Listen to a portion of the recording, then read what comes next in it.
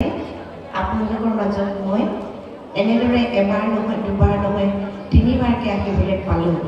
গতিকে প্ৰত্যেকগৰাকী আইৰ প্ৰত্যেকগৰাকী মহিলাৰ এটাই কিন্তু মুখ্য উদ্দেশ্য ভগৱন্তৰ গুণনাম যশ কীৰ্তন কৰা। কাৰোবাৰ হয়তো কণ্ঠটো ভাল, তেওঁ ভালকৈ পৰিৱেশন কৰিব পাৰিছে, কোনোবাই শিকিছে, আৰু যিসকলৰ একাগ্ৰতা শ্ৰদ্ধা আছে বিষয়টোৰ কাৰণে আমি ভৱিষ্যত পৰ্যায়ত তেওঁলোকক আমি আগুৱাই দিব লাগিব।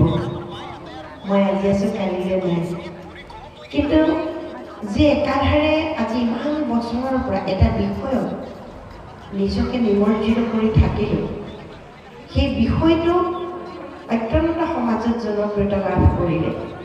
যিটো সময়ত এতিয়া ধৰক খুৰীদেউ বৰ্মা বা মোৰ মা সমবয়সীয়া যিসকল এতিয়া নাম গাবলৈ ওলাই আহিছে, কিন্তু আমি সৰুৰ পৰাই আহিলোঁ, আহি যে এই বিষয়টো পালোঁহি।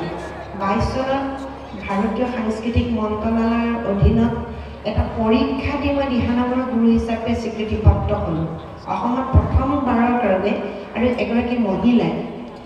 মই কেনেকৈ পালোঁ সেইখিনিৰ আচলতে ৰাস্তা দেখুৱাবৰ কাৰণে দিহানামৰ এই অভিলেখ বহি আমি এই মহিলাখিনিক একত্ৰিত কৰি পাছৰ পৰ্যায়খিনি আমি আগবঢ়াই নিব লাগিব।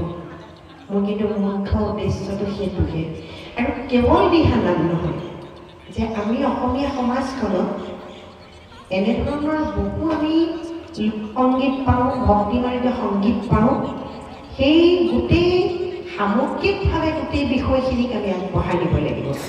আপোনালোকে হয়তো নাজানে, কোনোবাই বহুত ভাল গায়ো বয়স যথেষ্ট হৈছেগৈ, তেতিয়ালৈকে হয়তো গম পোৱা নাই যে দিহানাম গায়ো এগৰাকী মহিলাই নিজকে আৰ্থিকভাৱেও সবল কৰিব পাৰে। কাৰণ মোৰ যিটো গুৰু উপাধি আমি পালোঁ বা ছোৱালী এছিষ্টেণ্ট হিচাপে পালে, আমি দুয়োজনীয়ে মাহেকত এটা দৰমহা পাওঁ। মই পাওঁ 22,000, তাই পায় 7,500। তাৰ পাছতো আমাৰ নেতৃত্বত যিসকল 15 বছৰৰ পৰা 22 বছৰ 24 বছৰলৈকে যিসকলক আমি শিকাইছোঁ, তেওঁলোকো এটা মান্থলি এটা জলপানী পায়। আপোনালোকে বহুতে নাম ইমান দিনে গাই আছে, কিন্তু হয়তো এই কথাবোৰ আপোনালোকে নাজানে বা জনাৰ কোনো সুবিধাও পোৱা নাই। কিন্তু ময়ো জনাৰ সুবিধা পোৱা নাছিল। 22 চনত এজন যুৱকই মোক এখন ফৰ্ম দিছিলে গুৱাহাটীৰ পৰা, যে আপুনি ইমান সুন্দৰভাৱে এই অনুষ্ঠানবোৰ কৰি থাকে, দেখি থাকোঁ, আপোনাৰ নাম প্ৰত্যেক ঠাইতে আমি শুনো, যে মই এখন ফৰ্ম দিছোঁ, এই ফৰ্মখন আপুনি ফিল আপ কৰি দি দিয়ক। কিন্তু দি দিয়ক বুলি কওঁতে সেই ফৰ্মখনত যিখিনি বিষয় আছিলে বা তাত যি আমি ডকুমেণ্টছ বা নথিপত্ৰ দিব লাগে, তাৰ কাৰণে আটাইতকৈ প্ৰয়োজনীয় বিষয়টোৱে হ'ল চাৰ্টিফিকেট। হয়নে? চাৰ্টিফিকেটখনৰ প্ৰয়োজনীয়তা সেইটো কাৰণে, চাকৰি এটা পাবলৈ আমি একাডেমিক যদি শিক্ষাৰে আমি শিক্ষিত হওঁ, তেতিয়াহ'লে সেই চাকৰিটো পাবলৈ আমাক একাডেমিক কেৰিয়াৰ এখন চাৰ্টিফিকেট লাগিব ন? কোনোবাই বোলে BA পাছ কৰিছে, কোনোবাই MA পাছ কৰিছে, আপুনি মুখেদি ক'লেতো নহ'ব, সেই MA পাছ বা BA পাছ চাৰ্টিফিকেটখন দিব লাগিব, হয় নহয়?